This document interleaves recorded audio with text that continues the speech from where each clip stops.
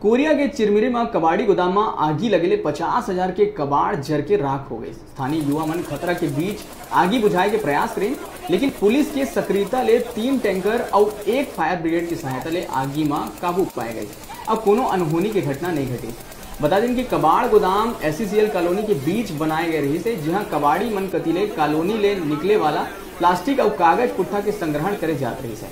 एकता नगर में कबाड़ गोदाम हटाए जाए के सूचना रहवासी मन पुलिस सहित नगर निगम ला पहली भी दे चुके रहे, लेकिन कबाड़ गोदाम ला नहीं हटाए गए। आग के लपटा ले तार के एक पेड़ में आगी पकड़ ली, संग में बिजली के तार घलो जल के रही, जेकर ले कॉलोनी के बिजली बंद हो गई।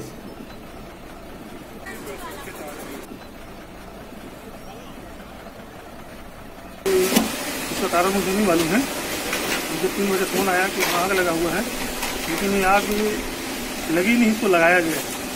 क्योंकि आज मुझे बोला कि 7 सर्किट हुआ, लेकिन आज सुबह 8 बजे से लाइट गोल है और अभी तक लाइट नहीं आई। तो कभी भी आग लगती है, नीचे से लगती है, ऊपर से नहीं लगती है। इसका गोदाम है और कुछ प्लास्टिक रहता हूँ ऊपर में, और ये लगभग 50 से 60 हज़ार का माल था।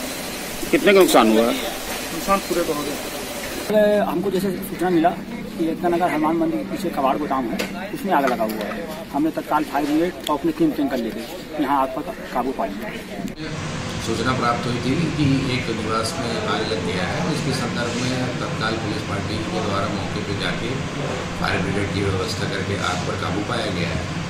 और जो मकान के स्वामी है सरफराज, इसके द्वारा वहाँ पर कुछ पुट्ठे और प्लास्टिक शायद एकत्र किया गया था, उसके कारण वहाँ पे आग की घटना हुई है। और किन कारणों से आग लगी है उसके संबंध में आगजनी कायम करके उसकी जांच करके उसमें आगे कार्रवाई की जाए। बलौदाबाजार के बिलाईगढ़ ब्लॉक के अंतर्गत झोला छाप डॉक्टर मन के ऊपर एक बार फिर दहशत के माहौल देखे बर मिले।